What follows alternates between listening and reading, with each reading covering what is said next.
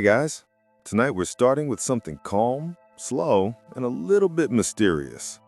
So if you haven't already, dim the lights, get comfortable, and let whatever nonsense happen today just float away.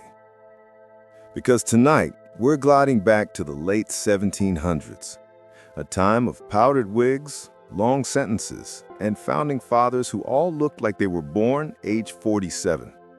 And at the center of that polite chaos is Alexander Hamilton, America's favorite overachieving immigrant with the energy level of 10 highly caffeinated squirrels. And yes, eventually he meets his end in one of the most anticlimactic and yet somehow dramatic political flops in U.S. history. But we're not rushing there.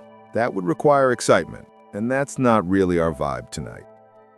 Instead, we're going to drift through the messy, slightly tragic, mildly chaotic life that led Hamilton toward his mysterious end. And by mysterious, I mean there were like a dozen witnesses and it was all very avoidable, but history loves a dramatic word, so here we are. So let's settle in, take a deep breath, and float over to the Caribbean. A tropical childhood that was absolutely not a vacation.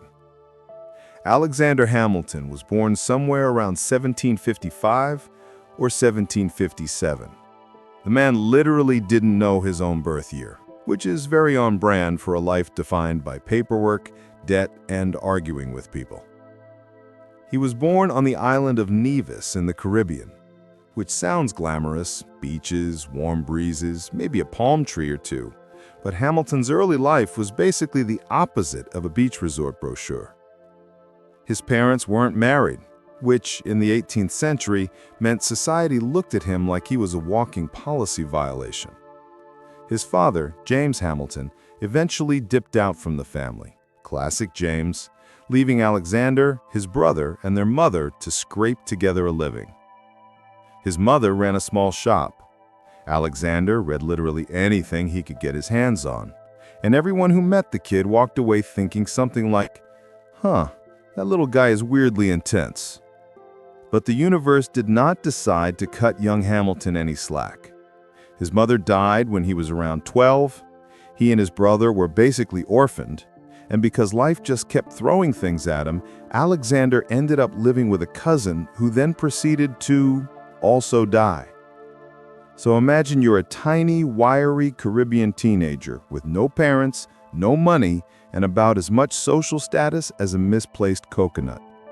Most people would give up or go fishing or something.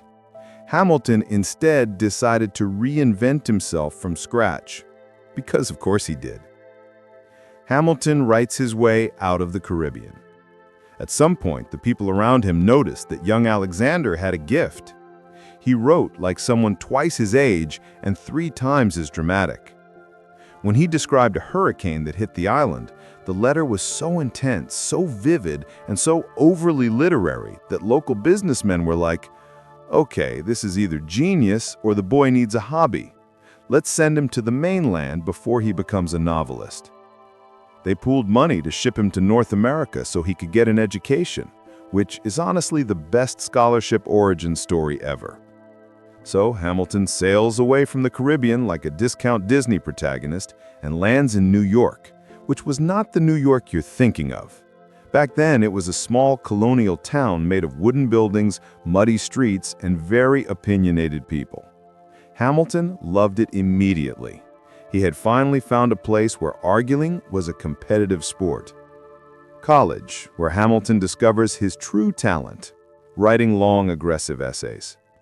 Hamilton attended King's College, which later became Columbia University. He was supposed to study quietly and become a respectable gentleman. Instead, he got sucked into colonial politics like a moth to a candle. Revolution was brewing. People were yelling. Pamphlets were flying. It was basically Twitter, but printed on paper and with more waistcoats. Hamilton started writing fiery essays defending the patriot cause. And not small essays either. These were multi-page manifestos where he dragged British policies with the precision of a man who took things personally. People assumed he was a middle-aged scholar. Then they discovered it was this tiny Caribbean student and collectively went, Him? Seriously? And Hamilton said, yes, me, seriously. Probably with that overly dramatic stare he was famous for. The Revolutionary War. Hamilton becomes Washington's favorite workaholic. When the Revolutionary War officially kicked off, Hamilton didn't hesitate. He joined the Continental Army because apparently the next logical step for a stressed-out college student is become an artillery captain. He was good at it too. Efficient, calm, basically a human spreadsheet with gunpowder. This earned him the attention of Washington, who was always scouting for talented young aides to help manage the logistical nightmare of running a rebellion. Washington hired him as his personal secretary and aide-de-camp, which sounds fancy, but really meant Hamilton wrote letters nonstop and followed Washington around like a very sharp, extremely stressed-out shadow. Hamilton loved it, Washington loved him, other aides did not love how much attention Hamilton got. Hamilton had a habit of speaking like he was the smartest person in the room. Sometimes he was, sometimes he wasn't, but confidence was never his problem. Hamilton wants glory. Washington wants him to sit still. For years, Hamilton begged Washington for a field command. He wanted battle glory. He wanted hero status. Mostly, he wanted people to finally stop calling him that kid who writes letters. Washington, being the dad of the Revolution, tried to keep Hamilton safe, useful, and out of trouble. Hamilton, being Hamilton, interpreted that as oppression.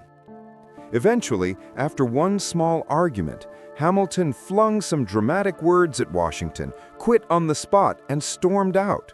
Classic Hamilton, zero chill, maximum emotion, 10 out of 10 for theatrical timing. Washington later gave in and let him command a battalion at Yorktown, where Hamilton did in fact perform well, but let's keep this bedtime tone calm and soft by not describing the chaotic parts. All you need to know is that Hamilton finally got to prove himself as a soldier. And he never stopped reminding people about it afterward. Marrying into the Schuyler family, Hamilton levels up in life. After the war, Hamilton married Eliza Schuyler. She was kind, devoted, patient, and basically everything Hamilton wasn't, but she loved him deeply.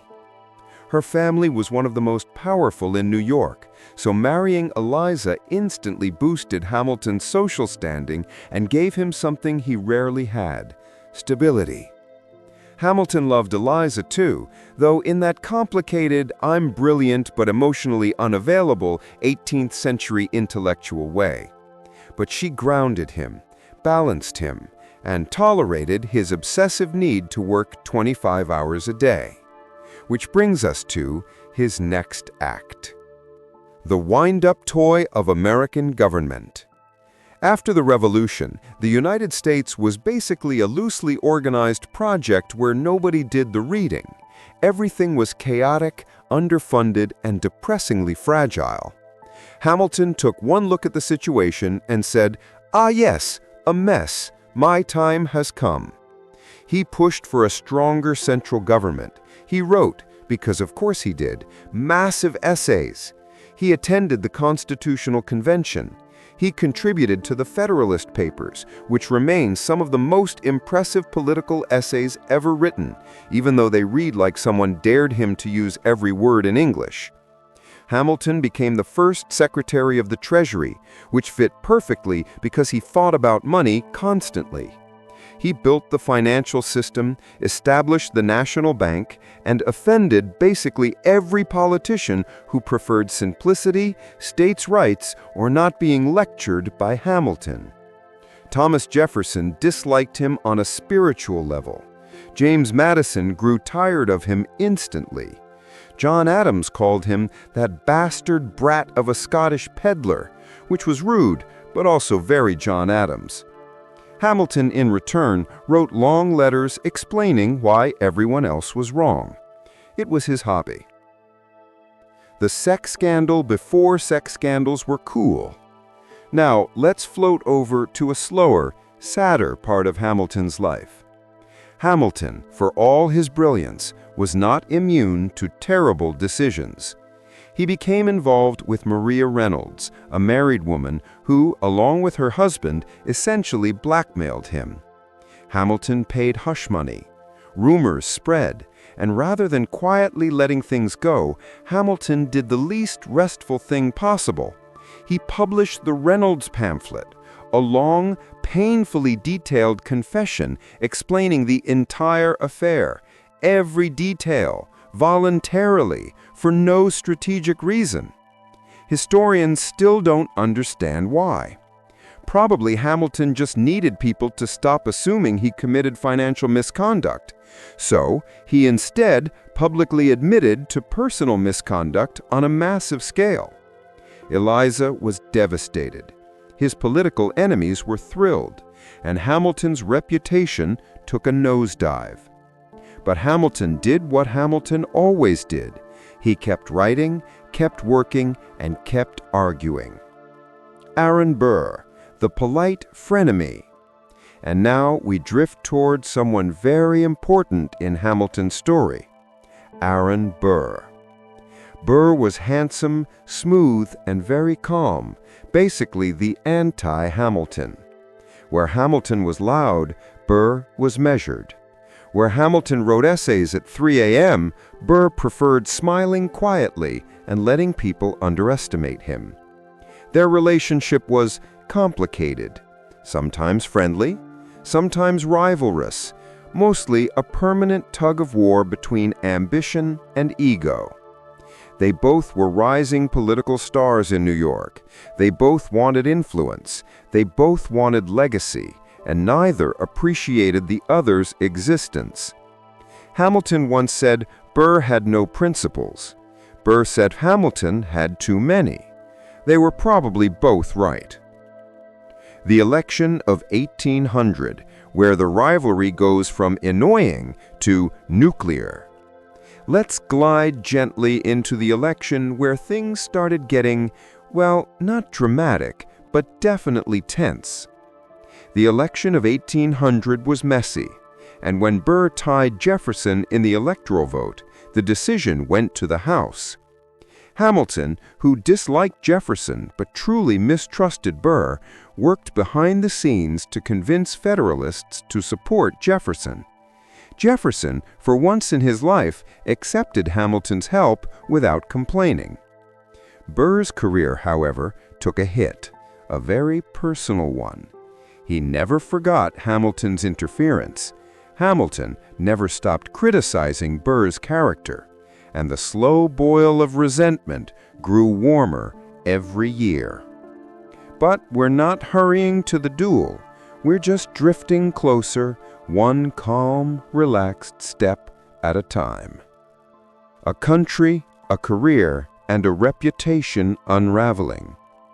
By the early 1800s, Hamilton was politically isolated.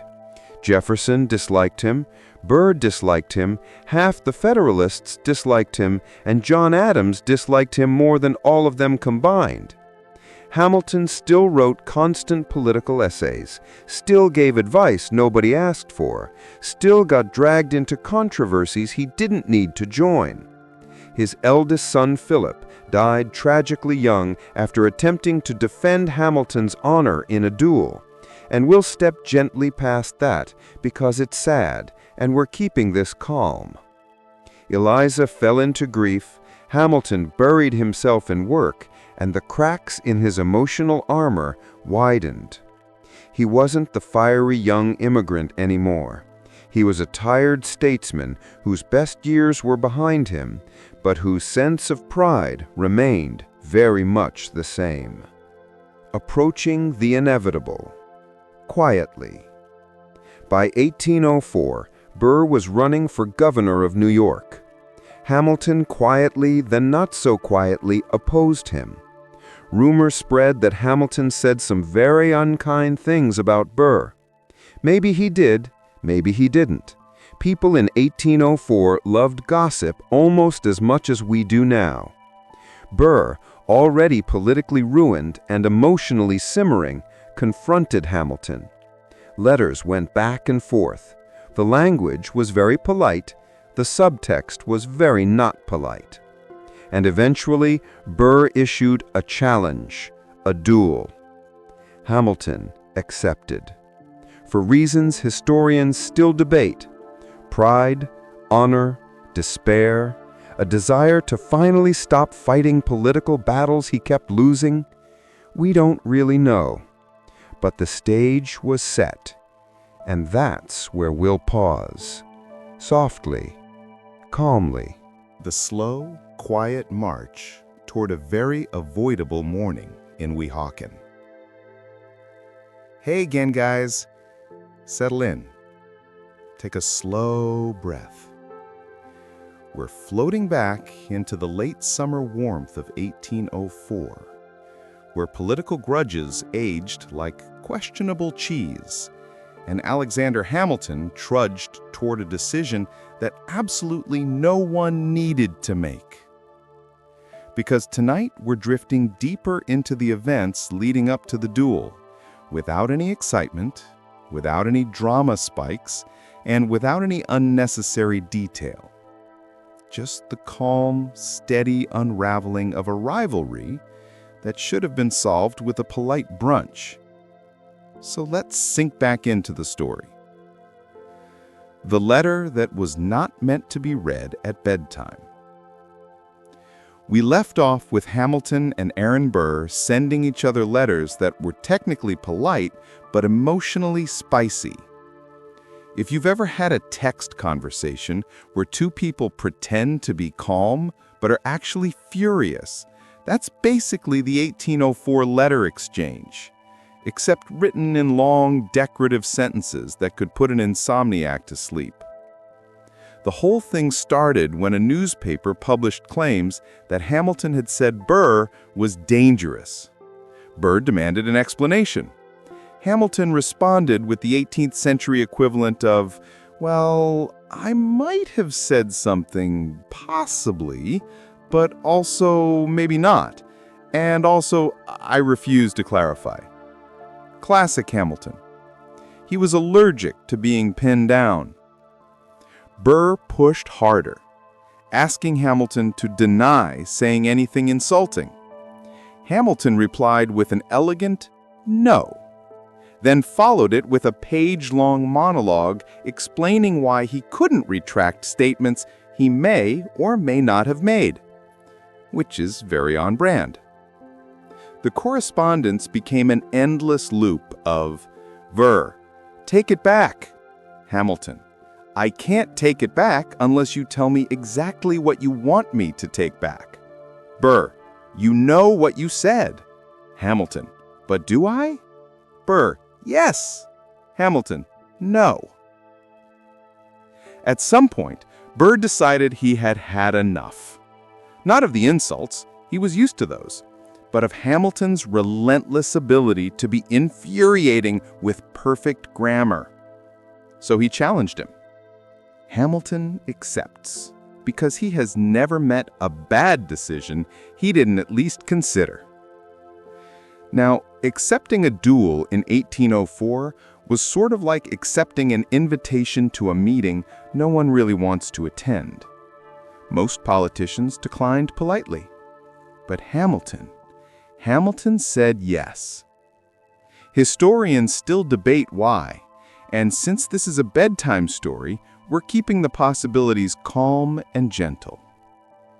Maybe he felt honor-bound. Maybe he was exhausted from decades of political fighting. Maybe he simply couldn't resist the gravitational pull of one last dramatic gesture. Eliza didn't know about the challenge. His friends didn't understand. His political allies quietly panicked. Hamilton, though, carried on as if he had simply accepted a formal luncheon invitation. He spent the days before the duel in quiet reflection, writing letters, putting his affairs in order, thinking about his legacy. Not dramatically, just slowly, methodically, like a man who had lived his entire life at full speed and didn't quite know how to slow down. the "I will throw away my shot" debate, calm version. The big historical debate, of course, is whether Hamilton meant to throw away his shot. And don't worry, we're not diving into dramatic reenactments. We're keeping this very soft and very neutral. Hamilton told several people he intended to avoid harming Burr, that he would aim away, or maybe not even fully engage. He didn't want to kill anyone. He also didn't want to give Burr the satisfaction of backing down. Burr, meanwhile, expected a normal duel, meaning unnecessary but socially acceptable.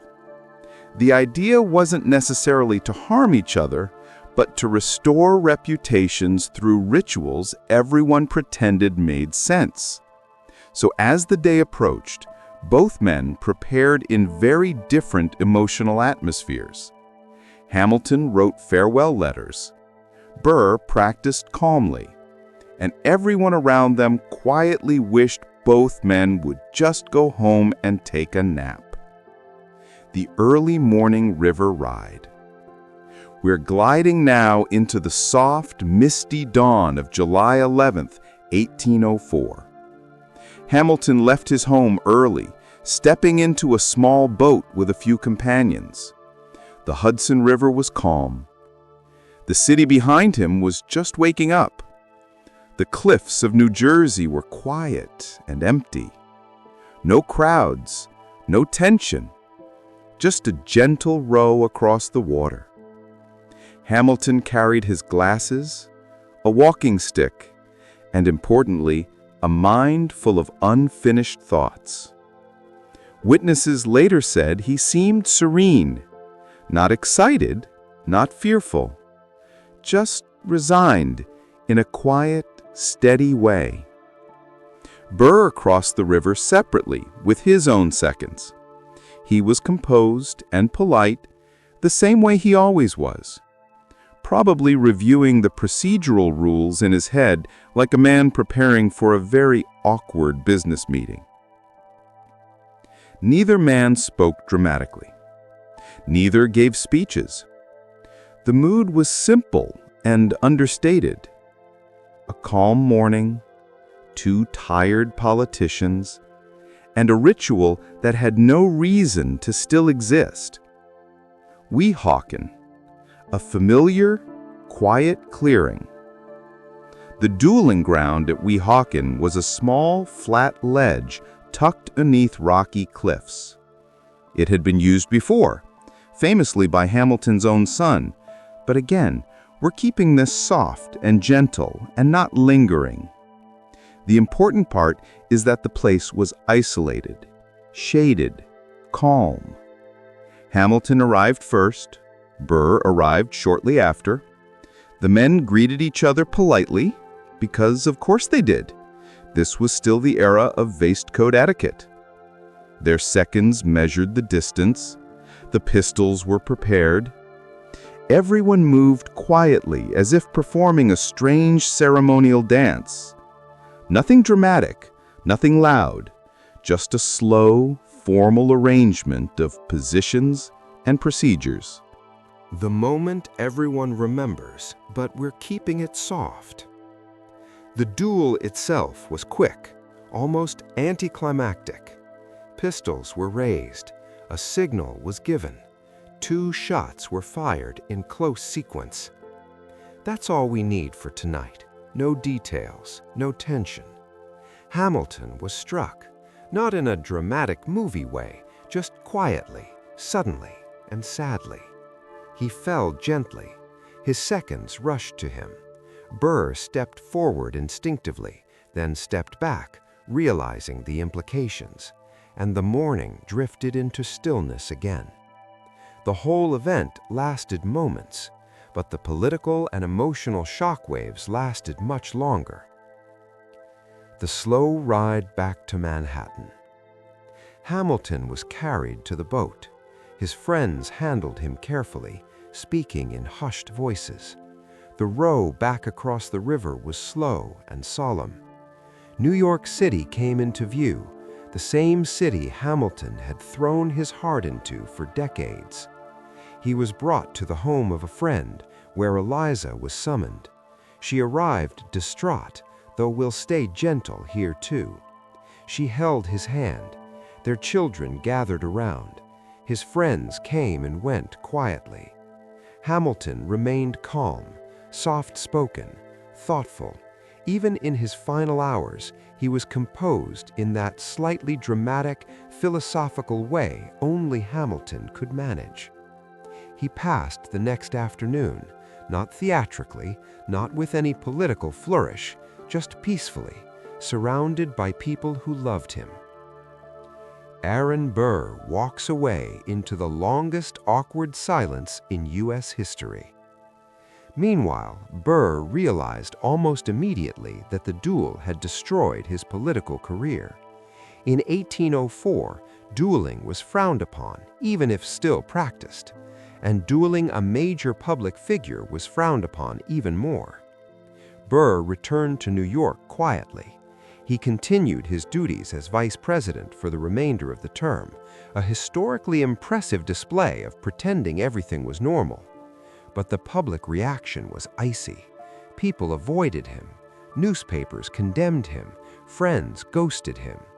He wasn't arrested immediately, but warrants were eventually prepared in New York and New Jersey. He slipped away, traveling south to avoid legal headaches. His reputation dimmed like a candle someone forgot to snuff properly. Burr spent the rest of his life wandering in a kind of political twilight, not disgraced enough to be exiled, not respected enough to be redeemed, just drifting. Eliza's long, quiet strength. And now let's return to someone who deserves much more attention, Eliza Hamilton. She lived almost 50 years after Hamilton's death, half a century of carrying their story, their legacy, and their children forward. But she didn't retreat into sadness. She rebuilt her world with quiet determination.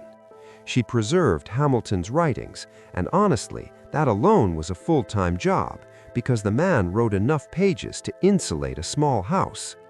She helped found an orphanage in New York, pouring decades into charitable work. She raised their children with fierce devotion. She guarded Hamilton's legacy, not with aggression, but with gentleness. Eliza's endurance is one of the most understated stories in early American history, a life shaped by faith, patience, and resilience. Hamilton may have been the fire of the family, but Eliza was the foundation. The aftermath, a nation sorting through the mess. In the weeks after the duel, New York was buzzing, quietly. People whispered in parlors, wrote letters, and passed gentle judgment about what had happened. Federalists mourned Hamilton. Republicans awkwardly pretended not to celebrate. Children gathered at the edges of conversations, picking up bits of gossip their parents thought they weren't hearing. But even amid political divides, there was a shared recognition.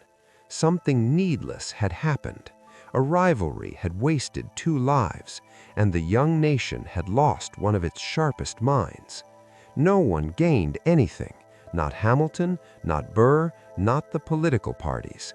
Just a quiet sense of regret that hung over the city like a long, deep sigh.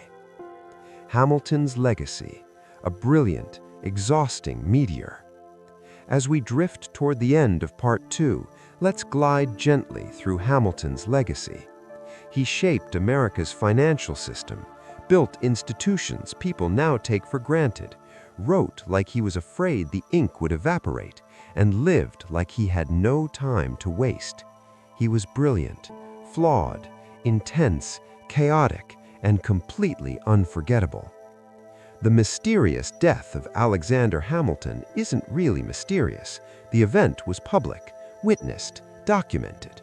But the motivations, the emotions that led him to accept a duel that should never have been fought, those remain blurred, soft, hard to define. And maybe that's the real mystery, not how he died, But why a man who fought so hard to build a nation was willing to risk everything in one quiet morning at Weehawken?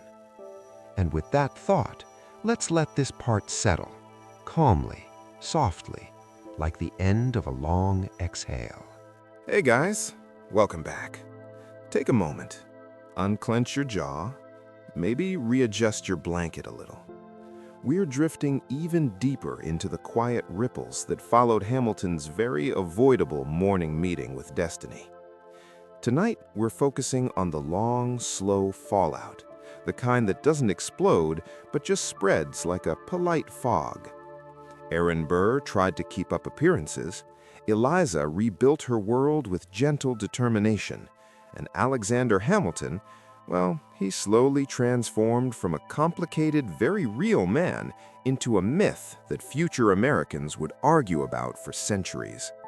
So let's float back into the early 1800s, where everything moved at the pace of a horse trotting through mud and nobody texted anyone back because they physically couldn't.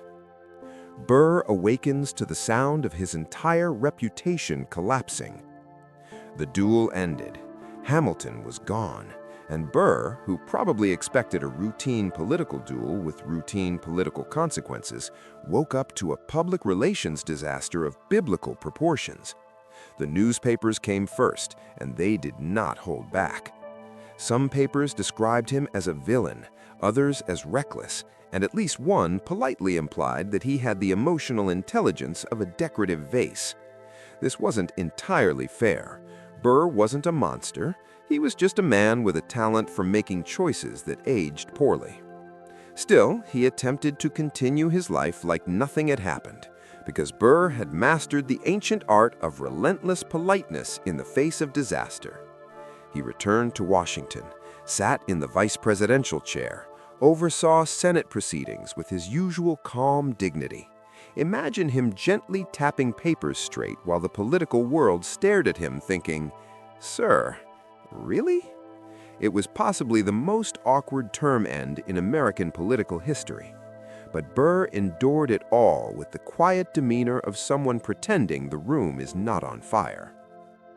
2 arrest warrants, and yet Burr remains chill. When Burr left office, things got a little more complicated. Warrants were issued in New York and New Jersey for his involvement in the duel, not because 19th century governments were big on accountability, but because Hamilton was simply too beloved to ignore. Burr responded the way a cat responds to an unwanted visitor. He slipped away quietly. He traveled south, visiting friends, avoiding authorities, and maintaining calm correspondence as if this was all just a slightly inconvenient misunderstanding. In his letters, he barely mentioned Hamilton. Not coldly, just with the emotional detachment of a man who had spent his entire life compartmentalizing, like a Victorian filing cabinet. Eventually, the heat died down. Charges fizzled, the public's outrage softened into mild annoyance. Burr was free to return north, but his reputation, that never fully recovered. He wasn't exiled, just gently nudged into irrelevance. The Burr Conspiracy, or the era when Burr accidentally tried a side quest. Now, what do you do when your political career collapses? If you're Aaron Burr, apparently you wander into a vague, ill-defined frontier scheme involving Western lands, foreign powers, and ambitions that no one has fully understood for 2 centuries. Historians still debate whether Burr intended to create a new nation in the West, liberate Spanish territory, build a settlement, or simply go camping and let rumors handle the rest. The whole thing was like watching a man attempt a project he definitely did not plan on paper. The U.S. government panicked, Burr was arrested, and he was charged with treason, which is never a good look, even if you're innocent. The trial itself was long, strange, and deeply anticlimactic. Thomas Jefferson openly wanted Burr convicted. Chief Justice Marshall politely declined to help, and the jury eventually found Burr not guilty, mostly because no one could figure out what he had actually done. After the trial, Burr's reputation reached its final form. sort of confusing, sort of tragic, and mostly forgotten. He left for Europe for a few years, drifted between cities, met with aristocrats who weren't quite sure what to do with him, then eventually returned home, older, quieter, and deeply broke. Burr lived long enough to see the world move on without him, which might be the softest ending an once ambitious statesman could have. Meanwhile, Eliza begins a second life. While Burr floated in political limbo, Eliza Hamilton built an entirely new chapter of her life, one marked not by public drama, but by steady, quiet perseverance. She protected Hamilton's papers, a task that required the patience of a saint and the stamina of a librarian with a mission. She gathered letters, corrected manuscripts, and spent decades shaping how the world would remember her husband. Without her, Hamilton's story might have faded into dusty archives. But Eliza was not just saving a legacy, she was actively creating one of her own. She devoted herself to founding the Orphan Asylum Society in New York, fundraising for charity, supporting widows and children, and preserving the memory of Revolutionary War soldiers. She lived until 1854. The United States had grown from a fragile new republic into a sprawling nation. Railroads appeared, telegraphs clicked, factories rose, presidents came and went. Eliza remained steady as a lighthouse, a soft presence guiding Hamilton's legacy through decades of shifting America. People would sometimes visit her, hoping to hear stories about Alexander. She spoke gently, often fondly, sometimes carefully, but always with love. Hamilton's Children, a family rebuilding in slow motion. Hamilton left behind 8 children, and while this isn't a drama-filled biography, it's worth drifting through the quiet threads of how they moved forward. They inherited Hamilton's intensity, their mother's steadiness, and the general early American tendency to name children after famous friends. Each child handled the loss differently. Philip Hamilton, the second one, yes, they reused the name, became a lawyer. Angelica, the eldest daughter, struggled most deeply, and Eliza devoted herself to her care. James became a soldier. John Church Hamilton became the family historian, publishing multi-volume works about his father with the determined energy of a man on a mission. William, Eliza, Alexander Jr., and little Philip all found their own small paths through the century. The family wasn't wealthy. Hamilton had been brilliant but not financially gifted, and his dramatic life choices didn't help. So Eliza and the children lived modestly, supported by the kindness of friends and the stability of their own hard work. There is something gentle about this part of the story, a family wounded but not shattered, guided quietly by a woman stronger than history often remembers. Hamilton's legacy quietly grows in the background. While Burr faded into obscurity and Eliza kept the flame alive, Hamilton's reputation began to grow, not through dramatized transformation, but gradually, like ivy climbing a wall. People reread his writings. Bankers admired his fiscal systems. Political thinkers considered his ideas in new light. And historians slowly realized that the man who once wrote faster than some people breathed had shaped almost every major institution in the early United States. But this wasn't immediate. For decades, Hamilton wasn't the superstar we imagine today. He was admired in certain circles, misunderstood in others, and sometimes politely ignored. It wasn't until the late 19th century that his financial genius was fully appreciated. The 20th century brought more biographies, more discussions, more debates. Hamilton's place in American memory slowly solidified, not loudly, but steadily, like a candle burning long after the room has gone quiet. Burr's final years, a calm, strange ending. Back to Burr, his later life was marked with calm decline. He lived in a small boarding house in New York. He kept to himself. He read, wrote letters, and occasionally gave legal advice. Most people who met him in his old age described him as polite, gentle, and oddly charming. In 1833, at age 77, he married a wealthy widow named Eliza Jumo, who hoped Burr's social skills would help manage her finances. Spoiler, he did not. The marriage lasted about 1 year before she filed for separation, reportedly after realizing Burr's financial advice was roughly as reliable as a weather prediction written on a napkin.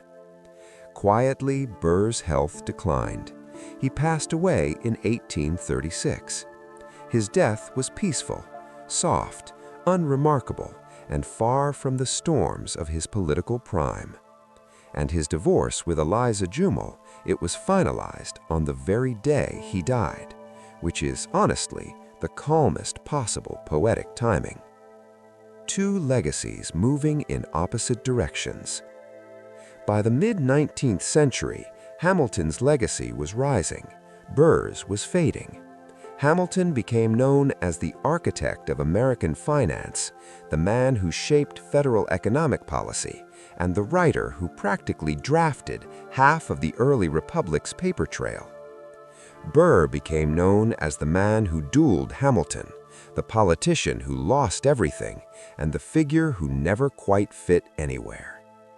Their reputations diverged so sharply that by the late 1800s, people remembered their duel almost entirely from Hamilton's perspective. Burr became a footnote.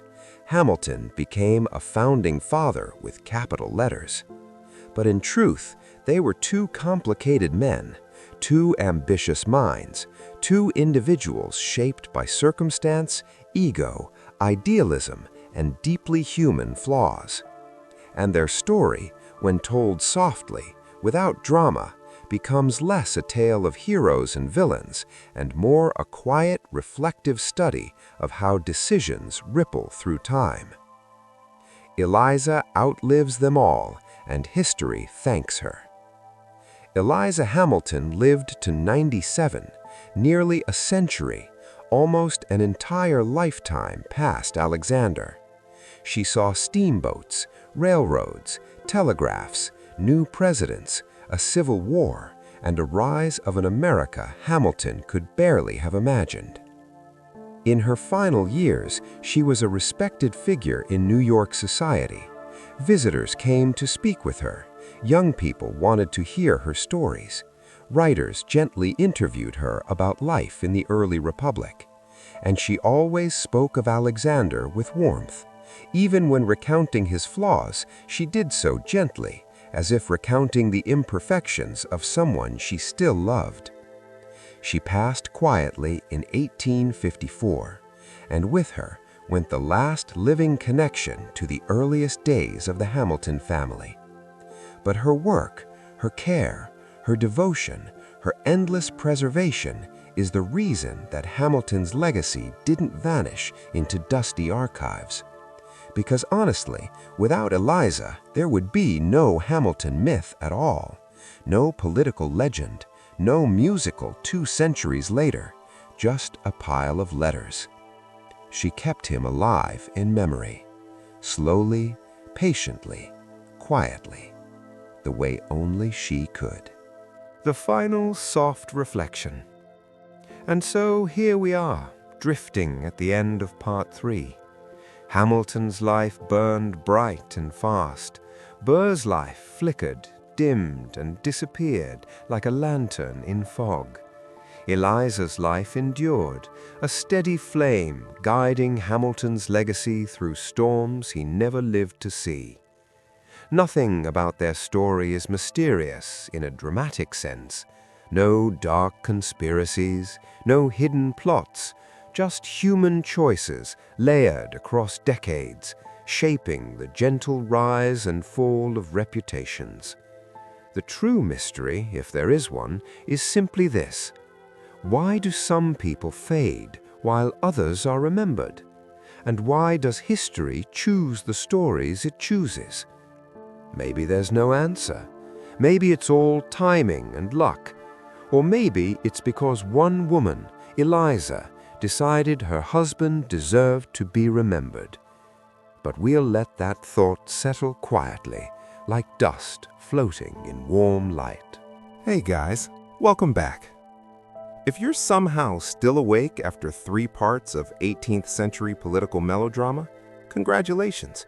You officially have the attention span of a founding father writing a 12-page letter about tariffs. Let's settle back in. Get comfortable. We're gliding into the part of Hamilton's life where everything feels like a slow-motion carriage ride toward a very preventable problem. Not dramatic, just gently unfortunate. Because while everyone else in his life seemed to be moving on, growing older, and occasionally touching grass, Hamilton was still out here picking fights like it was his side hobby. So, we return to the Hamilton-Burr spiral. You know how sometimes two people just orbit each other? Not romantically, not platonically, just in that if one of us breathes wrong, the other one writes a letter about it way? Hamilton and Burr were that pair.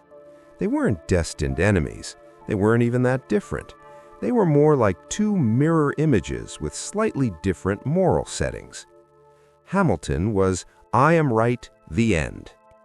Burr was, "I'm adaptable, but if you annoy me enough, I will absolutely store your insults in the cloud of my soul until further notice."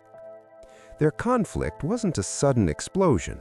It was a slow drip, drip, drip, over years, a tiny leak of mutual irritation that eventually filled the whole political basement. Hamilton was everywhere, commenting on everything. Let's float through the image for a moment. It's 1802. Hamilton is technically retired, which for him means he's just writing letters from home instead of writing letters from a government office. His energy is unchanged. Imagine a man who can't leave a group chat. No matter what the topic is, he pops in with, "Well, actually." That was Hamilton with politics. And of course, Burr was often on the receiving end of these "well, actually" moments.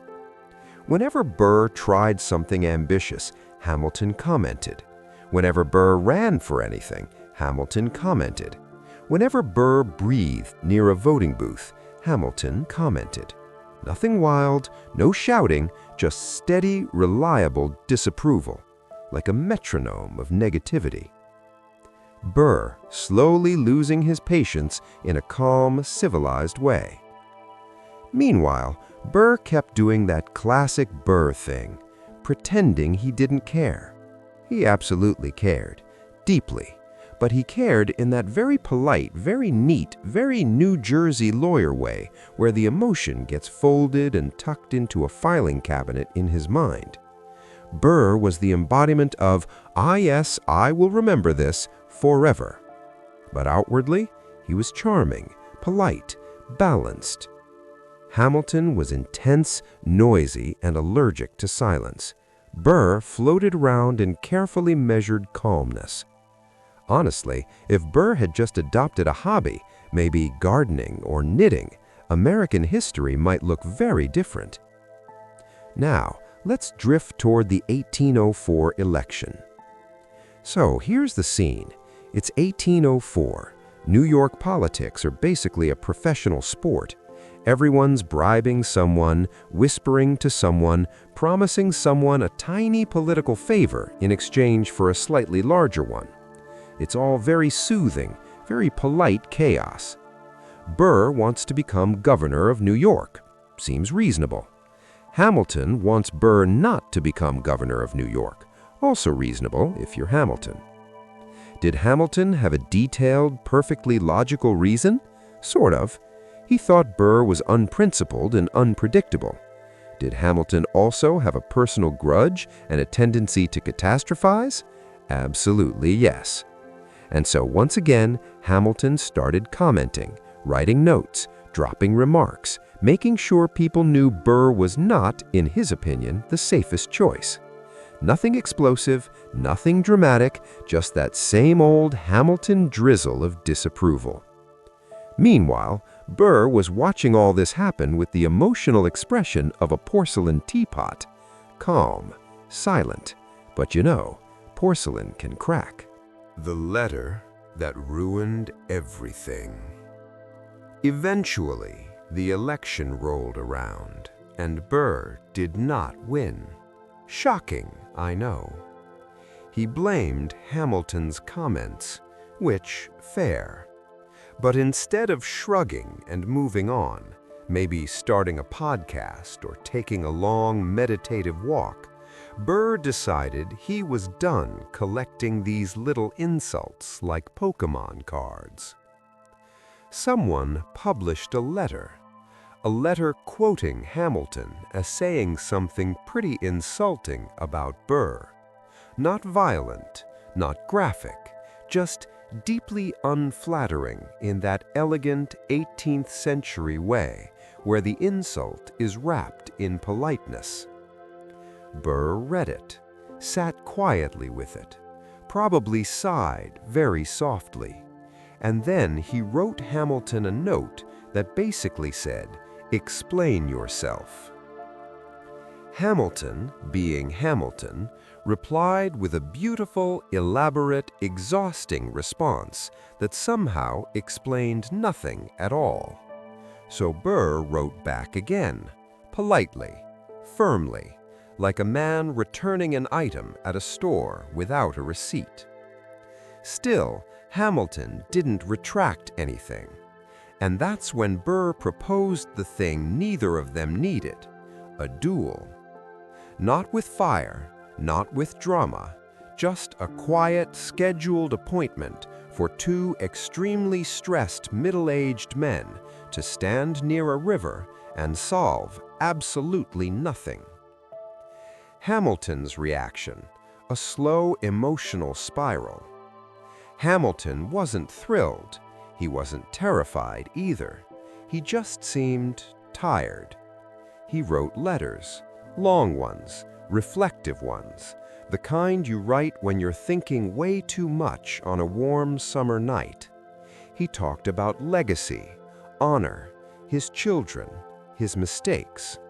Again, not dramatic, just softly melancholy, like a man organizing his thoughts into neat little piles. He even tried to outline his moral logic for accepting the duel, which, to be honest, sounded a lot like, "I shouldn't do this, so I will."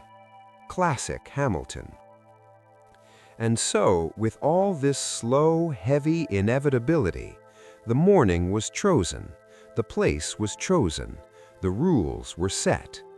Everything felt strangely calm. No shouting, no storms, just two men drifting toward a moment history would later turn into a dramatic musical number, far more dramatic than it ever felt at the time.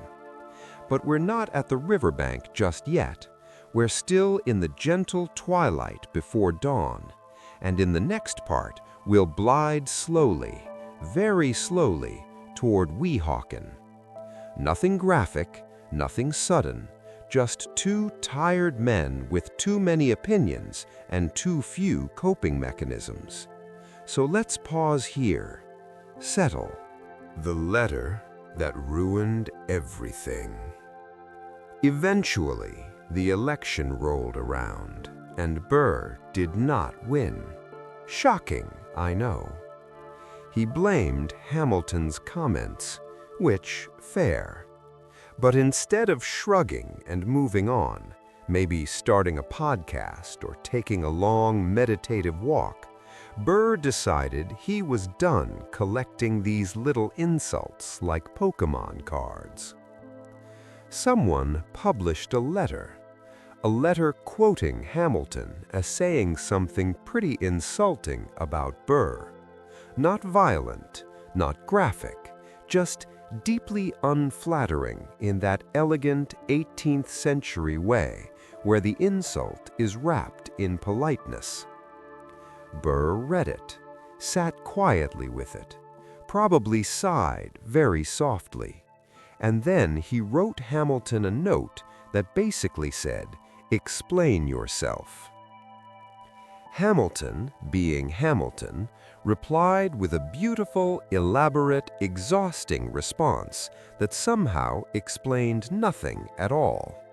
So Burr wrote back again, politely, firmly, like a man returning an item at a store without a receipt.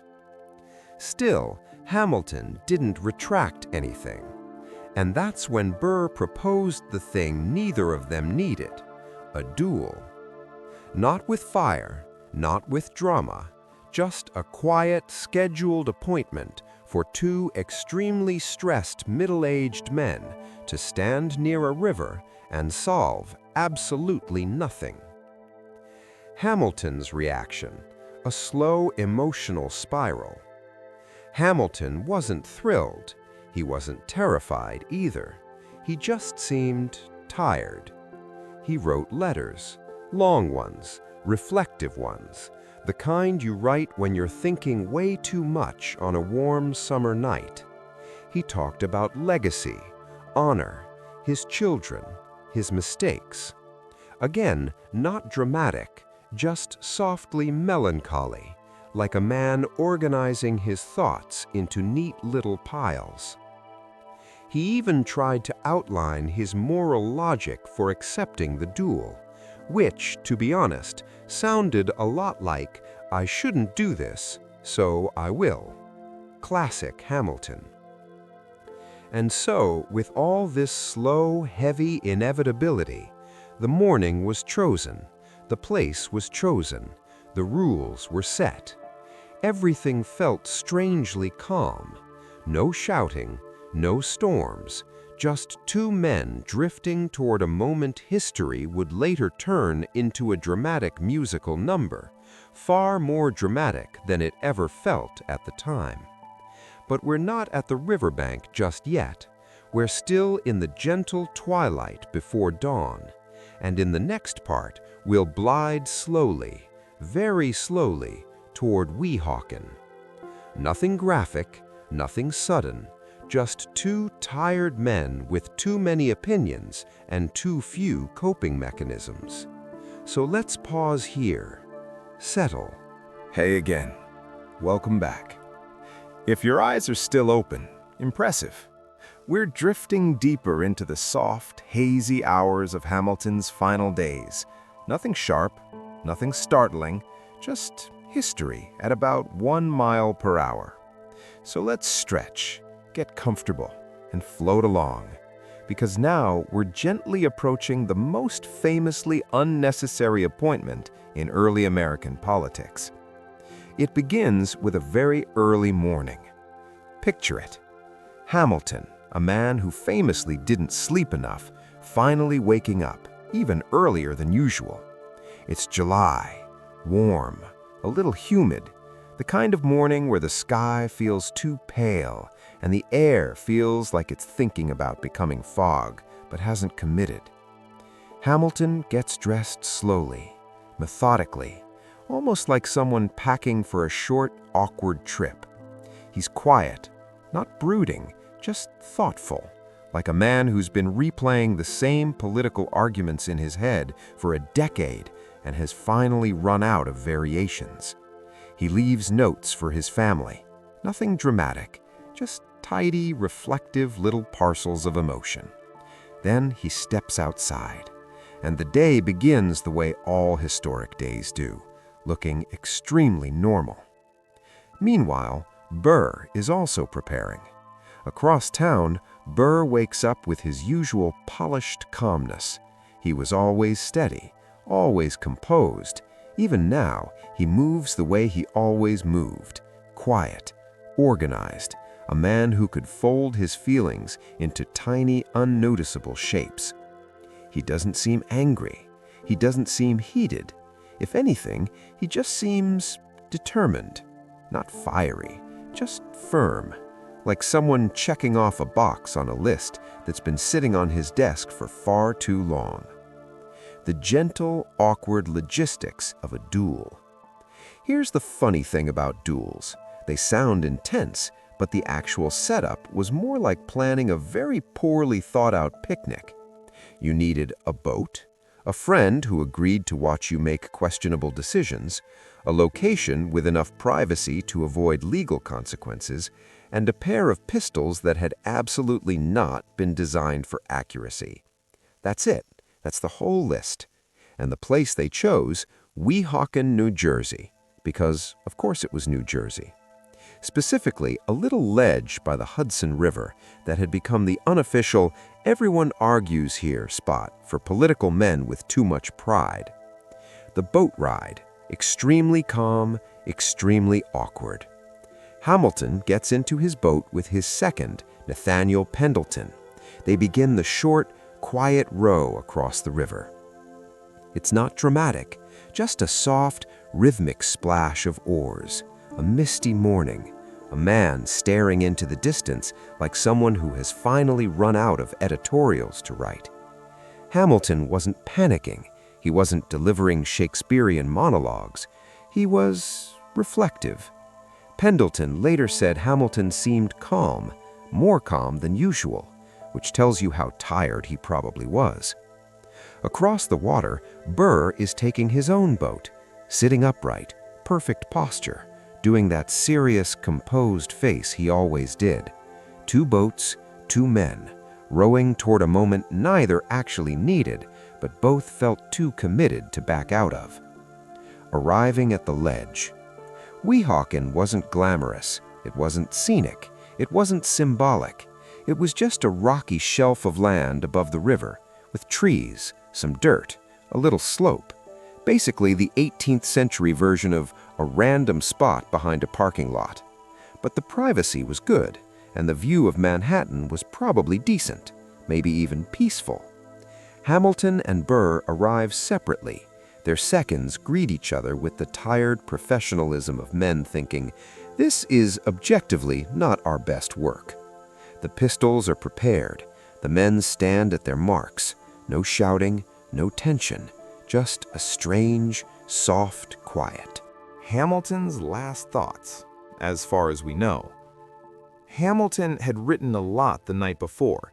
He'd talked about principles, his family, his personal code. He even wrote that he intended to throw away his shot, meaning he would aim wide or lift his pistol or do something that made it clear he wasn't trying to harm Burr. Whether that was wise or not, well, we know how history unfolded. But in that moment, Hamilton wasn't angry. He wasn't vengeful. He was just tired of conflict. He had been writing essays, attacking policies, picking political fights for so many years that this felt like the last chapter of a very long and stressful book. He didn't want to escalate this, but the ritual demanded he show up, and so he did. Burr's mindset: clean, controlled, and unreadable. Burr didn't leave a long, emotional paper trail. He wasn't a confessional writer like Hamilton.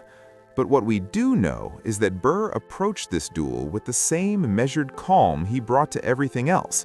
He followed protocol, he followed the rules, and he expected an actual duel. To him, this was about honor, consequences, reputation. Not chaos, not rage, just quiet resolve. The calm before the exchange. The seconds stepped back, the men prepared themselves, the morning stayed still and pale. This wasn't cinematic. There was no dramatic soundtrack, no wind blowing capes around. Just 2 men, standing, breathing, facing each other with all the weight of years of tiny disagreements.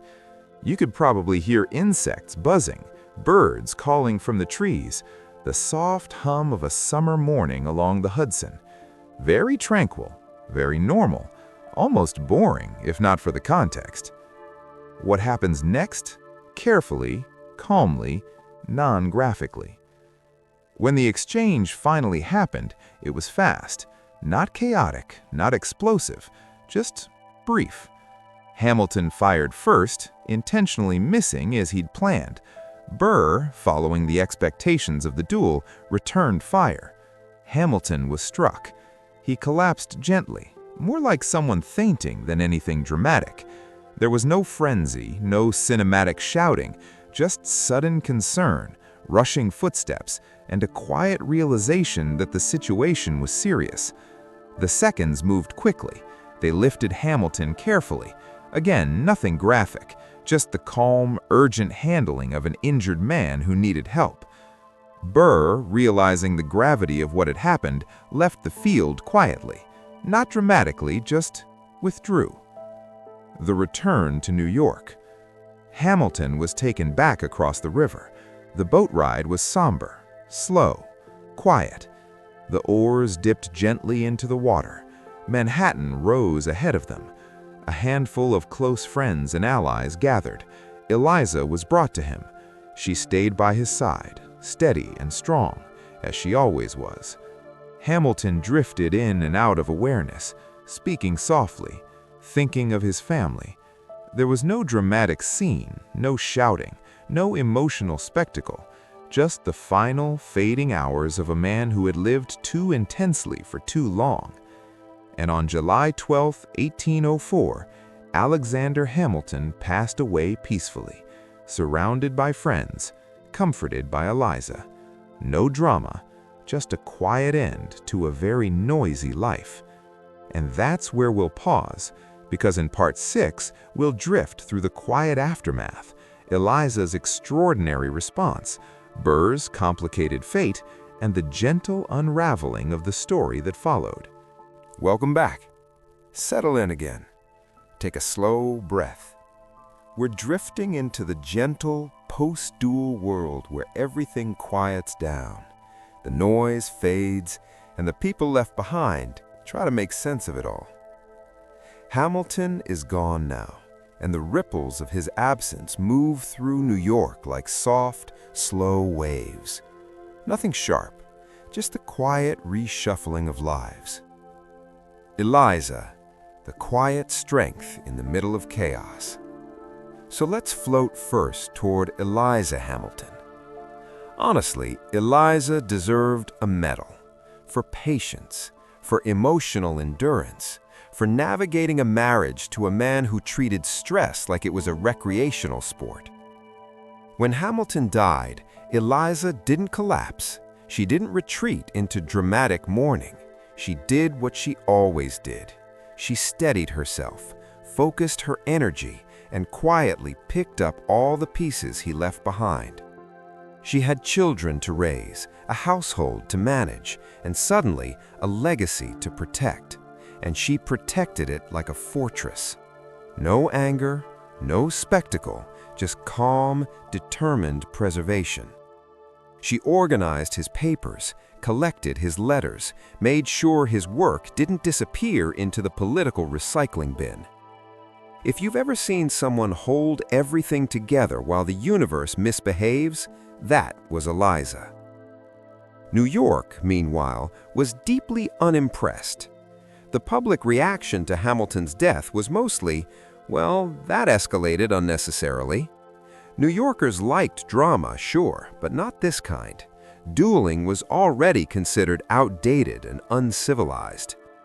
Within hours, newspapers published gentle but very pointed commentary like, "Maybe let's not shoot each other anymore."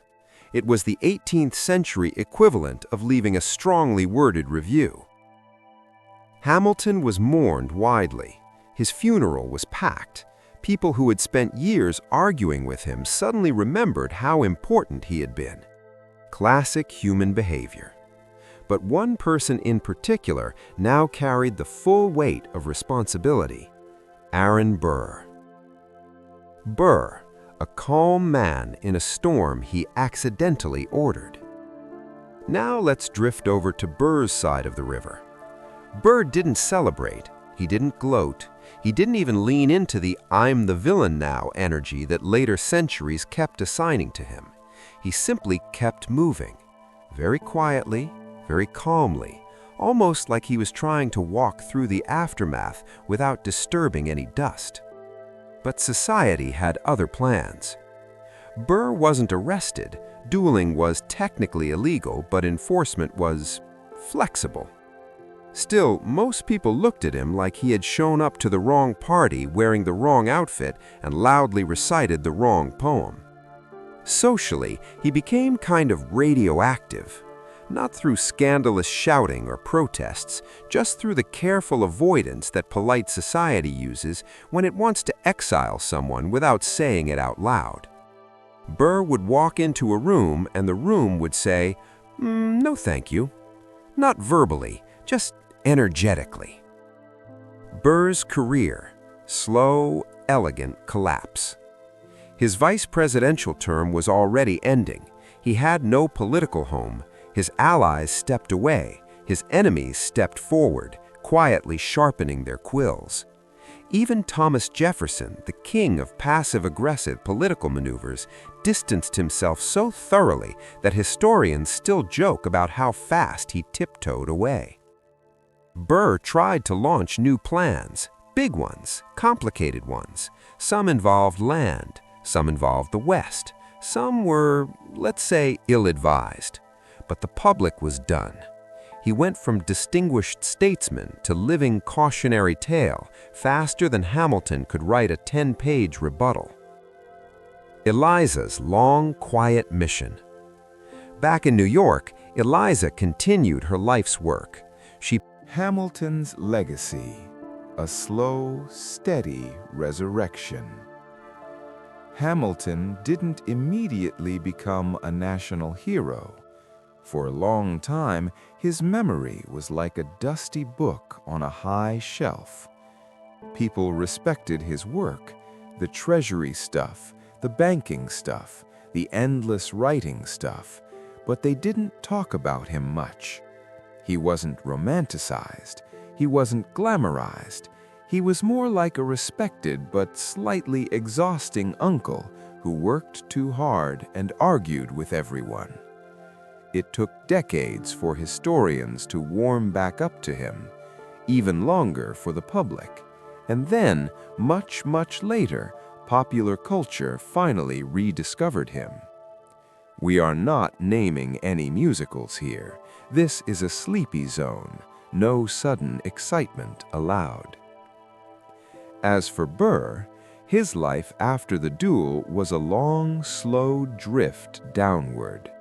Nothing dramatic, nothing explosive, just a steady loss of influence, wealth, and stability. He traveled, started over, married again later in life, had some legal issues that dragged on, but mostly Burr just faded. He became a quiet figure, living on the edges of society, politely ignored by the country he once tried to help shape.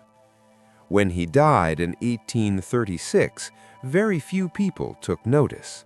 He left behind a legacy that historians still argue about, mostly because Burr was complicated and didn't leave neat explanations. Hamilton left too many letters, Burr left too few. History prefers the talkative ones. And so the story settles.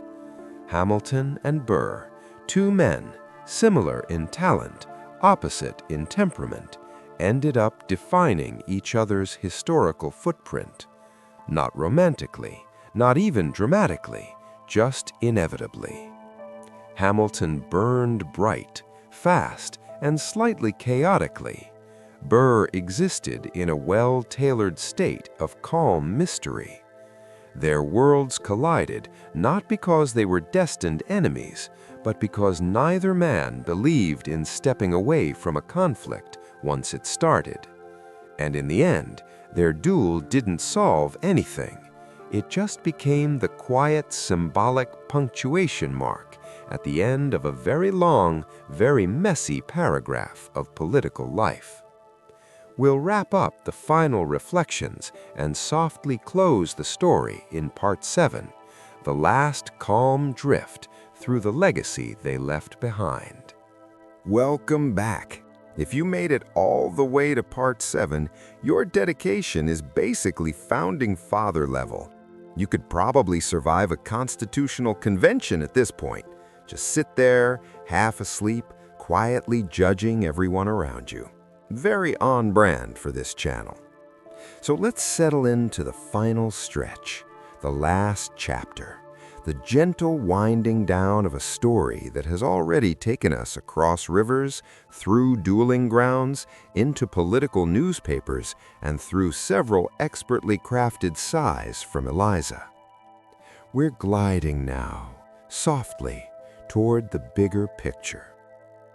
The duel in memory, a slow drift into symbolism. The thing about history is, it simplifies itself over time.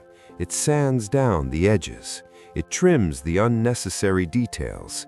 It eventually turns three-dimensional people into two-dimensional symbols. And that's what happened to Hamilton and Burr. The duel became a neat story. The fiery genius versus the calm enigma. Boom. End scene. Except we already know it wasn't dramatic. It wasn't theatrical. It was awkward, tired, bureaucratic even. But over the decades, the duel picked up layers of meaning, like a stone rolling through a river. Before long, everyone had an opinion about it. Politicians used it. Writers exaggerated it. Historians reinterpreted it. By the mid-1800s, it wasn't just an event, it was a lesson. A quiet warning about pride, about ego, about letting tiny disagreements grow into unmanageable, unnecessary problems. Honestly, it's the 18th century version of don't text when angry. Hamilton's gradual return to the spotlight. Hamilton's legacy, well, it came back slowly. At first, he was just the finance guy, a Treasury wizard, the man who created enough paperwork to keep the entire federal government busy for 200 years.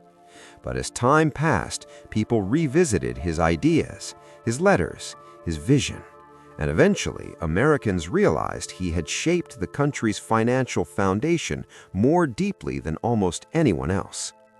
Honestly, Hamilton would have loved the attention.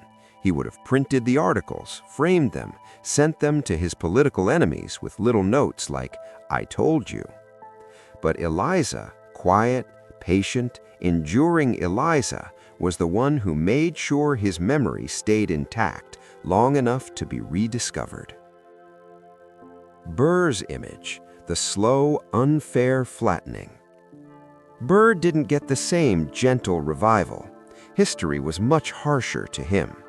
For decades, he became the easy villain, the bad guy of early America, the mysterious, cold figure who shot a founding father and then drifted into obscurity.